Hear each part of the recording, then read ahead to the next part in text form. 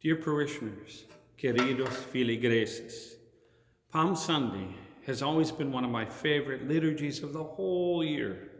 The bright red color sets off the green of the fresh palms, the pageantry of the procession into church, waving our palms and singing all glory, loud and honor, and the first proclamation of the Passion narrative for the year.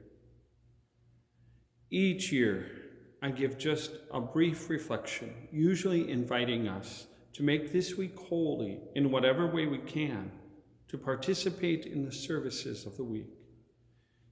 Our usual number of palms has already arrived at the parish. It was too late to cancel the order.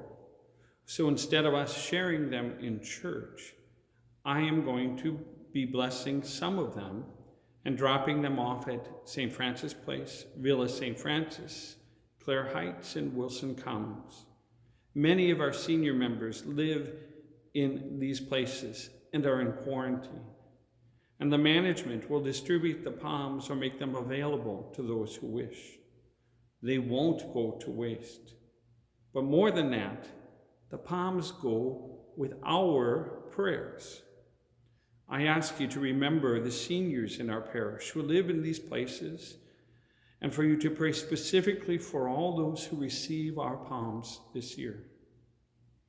Palm Sunday has always been special to me, for it has felt like standing on the brink of something greater than me. I liken it to standing on a bluff while having your first glimpse of the ocean. There is a vastness, a beauty, and an emptiness before you that both frightens and yet calls you. The Passion narratives never seem to lose their power to inspire us, in spite of hearing them over and over. The extent of God's love for us is laid bare, and we stand ready to respond yes to following the Lord. Later in the week, the cost of that yes becomes clear, but Palm Sunday always fills me with an eagerness. Even though this great day will be different this year, I believe we can still respond with that same eagerness. We can make our personal participation, whether that be in a televised or streamed Mass or in a quiet reading of the Passion according to Matthew. That's the Gospel of St. Matthew, chapter 26, verse 14, to chapter 27, verse 66. Something filled with eagerness to respond to God in the face of the health crisis that threatens our world.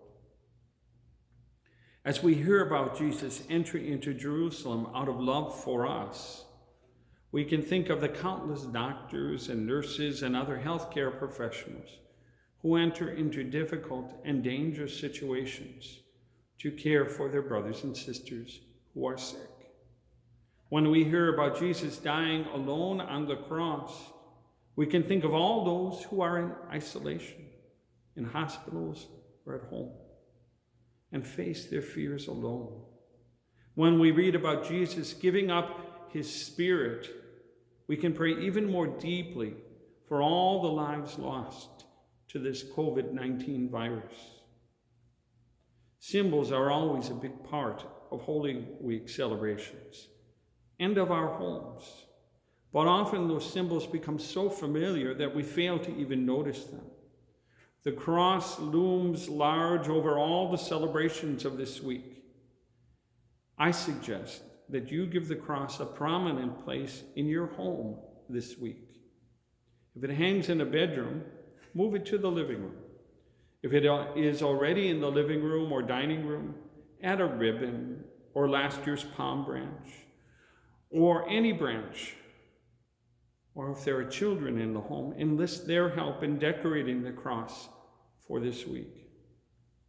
Most of all, let the cross loom large over your thoughts and your hearts this week. Palm Sunday sets the stage for the celebrations to come.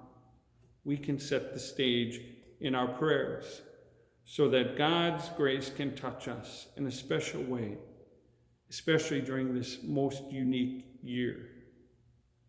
This year's celebration of Palm Sunday may be different But in many ways, the experience of the Passion of Christ can be more real than ever. In conclusion, I want to remind you to check out our parish webpage, our Facebook page, archmill.org, and the usccb.org. These resources can help us stay connected. I also ask that you pray for me and for Father Esteban, for our parish, and for those with whom you normally worship in church. Calling to mind their name or their face connects us in God's heart. Please stay safe, stay healthy, and know that we are truly blessed. I am your pastor, Father Mike.